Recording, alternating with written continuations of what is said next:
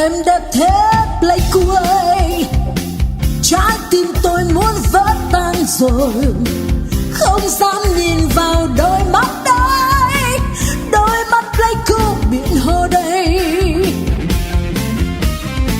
Có hàng thông xanh trong đôi mắt em, có dòng xe sang trong đôi mắt em, có hương rượu cần say men, có ngọn lửa nào đang nhen trái vơi. Em đã thét lấy cuối, trái tim tôi muốn vỡ tan rồi, không dám nhìn vào đôi mắt đấy, đôi mắt pleiku biển hồ đây. Có hàng thông xanh trong đôi mắt em, có dòng xe sang trong đôi mắt em. A new study offers an answer to the question of where early humans traveled after leaving Africa. Scientists say modern humans, or Homo sapiens, developed in Africa more than 300,000 years ago. Early humans then left Africa between 60,000 to 70,000 years ago. Researchers said in a recently released study that these groups of hunter-gatherers appear to have stayed for thousands of years in an area of the Middle East.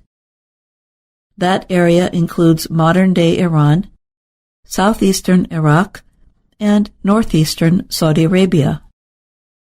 The early humans went on to settle all of Asia and Europe starting about 45,000 years ago.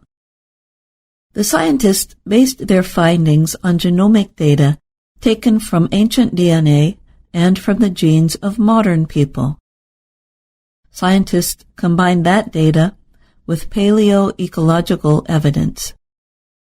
That is ancient evidence that suggests what the environment in these areas would have been like long ago.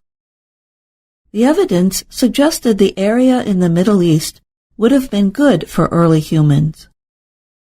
The researchers called this area a hub for these early people before they continued to more distant places. At the time, they numbered perhaps only in the thousands. The study was published in the scientific journal Nature Communications. Michael Petraglia is an anthropologist and a study co-author. He said, "The study is a story about us and our history. Our goal was to unravel some of the mystery about our evolution and our worldwide dispersal. The combination of genetic and paleoecological models allowed us to predict the location where early human populations first lived as soon as they left Africa," Petraglia added. These people lived in small groups of hunter-gatherers, the researchers said. The hub location offered several environmental settings, from forests to grasslands, changing over time between dry and wet periods.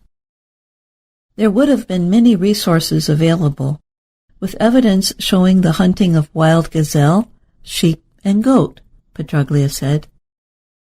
They would have eaten plants and small to large-sized game. Hunter-gatherer groups seem to have practiced a seasonal lifestyle, living in the lowlands in the cooler months and in the mountainous regions in the warmer months, Petraglia said. The people living in the hub at the time had dark skin and dark hair. Many might have looked like the Gumuz or Anuak people now living in parts of East Africa, said Luca Pagani, one of the study's writers. Later, they dispersed in different directions beyond the hub, and the genetic differences developed between present-day East Asians and Europeans, the researchers said. The study used modern and ancient genomic data for European and Asian people.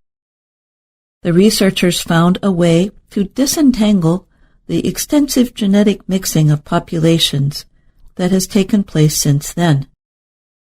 There were earlier, smaller dispersals of Homo sapiens out of Africa before the most important migration 60,000 to 70,000 years ago. But the study said these appear to have been dead ends, meaning they produced nothing. Homo sapiens was not the first human species to live outside of Africa, including the area surrounding the hub. Ancient intermixing by modern humans has left small traces of Neanderthal in the DNA of modern non-Africans. The lead writer of the study, Leonardo Vellini, said there is evidence Neanderthals lived in the area before the arrival of Homo sapiens, so the hub may well have been where that interaction took place. Homo sapiens is the scientific name for today's humans. It means wise man. I'm Jill Robbins.